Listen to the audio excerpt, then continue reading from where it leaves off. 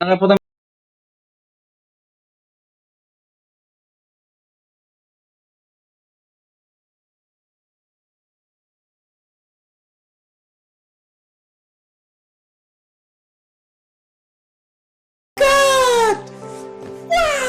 अबे साले तभी मेरा माफ करना, गुस्से में इधर उधर निकल जाता। এটাই কি স্বাধীনতা আন্দোলনের নাচ? ए चुप है। चुप, बिल्कुल चुप। हिम्मत कैसे हुई तेरी मुंह खोलने की? এই খ্যামটা নাচন, এই খ্যামটা নাচন এটা স্বাধীনতা আন্দোলনের নাচ নয়।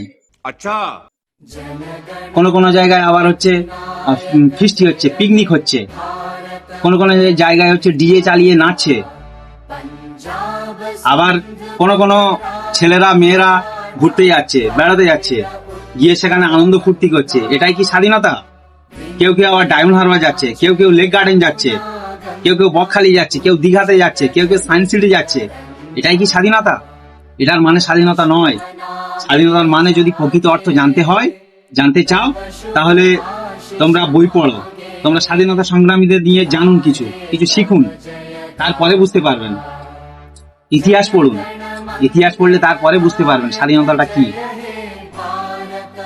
কেউ কেউ ডিজে চালিয়ে নাচছে, আবার নাচতে নাচতে মদ খাচ্ছে, মদের দোকানে খুব ভিড়। এটাই স্বাধীনতা নয়। ব্ল্যাকে কেউ কেউ মদ কিনছে। স্বাধীনতা সংগ্রামীরা যদি বেঁচে থাকতো, তাহলে তারা বলতো যে না, আমরা আগে মারা গেছি, ঠিক হয়েছে আমাদের। ইংরেজদের হাতে মৃত্যু অনেক ভালো ছিল এদের এইসব কীর্তিকালো দেখার থেকে। তো আজকের এই পর্যন্ত।